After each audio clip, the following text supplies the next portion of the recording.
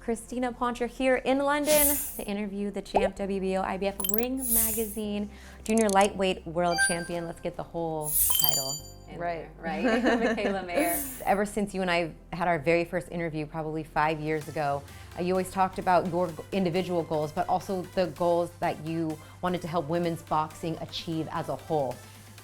Now, 5 years later, arguably the most historic card in women's boxing history. How good do you feel about how you helped move that marker to this point?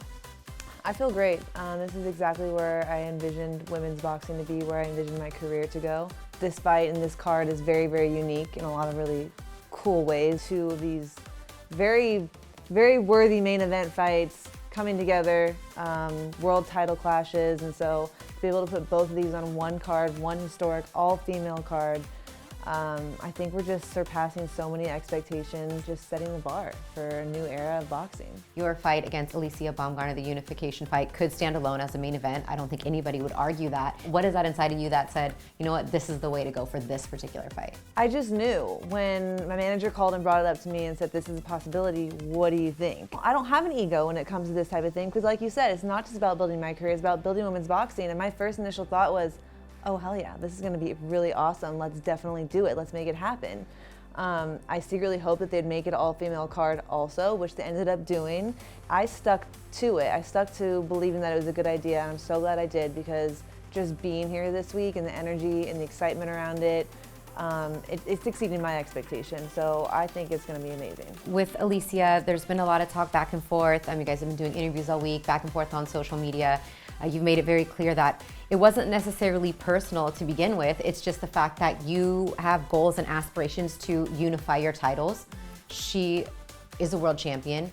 You wanted that belt. For anybody that thinks it has turned personal with the digs, do you feel like it's taken that turn, or for you is it's just part of kind of just trying to sell the fight and, you know, accomplish your dreams? It's not really about the person to me. It's about who has the belt, and I was going to go for whoever had it. I don't care what their name was.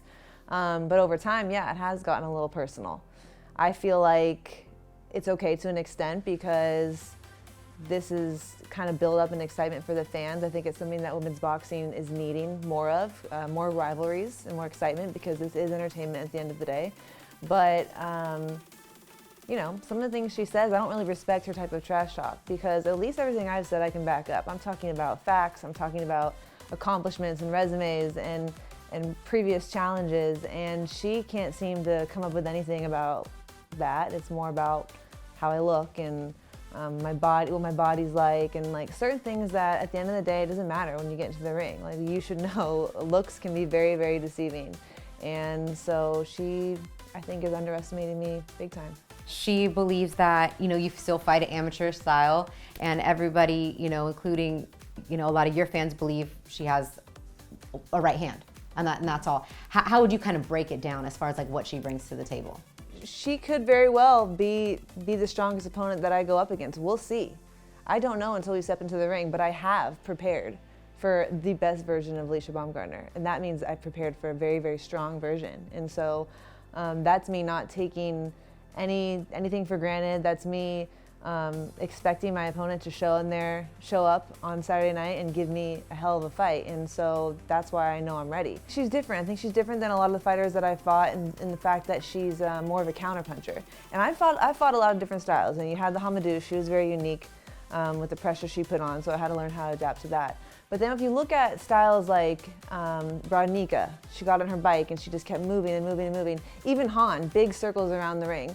I've had to learn how to step up and close that space as well. And so I'm going to have to be able to do that against Baumgardner, because she wants to move and she wants to set you up and she wants to keep that perfect space to land that right hand. So if she's looked past me and everything that I've accomplished, then that's not going to work out well for her going into Saturday, because I do believe I'm her biggest challenge to date, on paper and stylistically. She's going to have to be ready to go to war at some point in this fight, and I don't think that she's ever had to in any of her previous matches. When you look at your preparation, Coach Al, Coach K, you've had Manny Robles in your corner. I mean, it's a stellar team from top to bottom. What's kind of the thing that you feel like they've been pounding in your head as you get ready for this big fight night?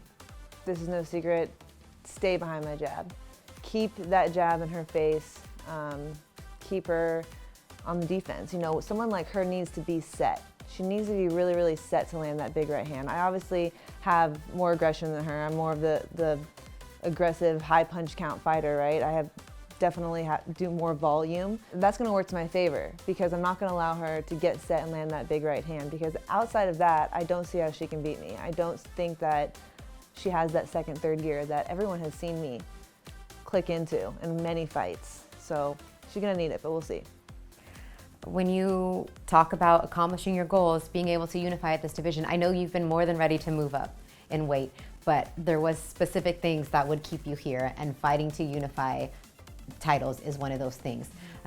If that happens on Saturday night, do you stay here and try to get a Choi fight? Do you move up? I mean, what are you thinking about? Yeah, I've come way too far to sort of give up on undisputed now, right? I've got to do my best to get that final fight with Choi, and she hasn't been easy to get a fight with, but I think that once the belts are collected, she'll have more incentive to sort of step up and take on the challenge. She has to.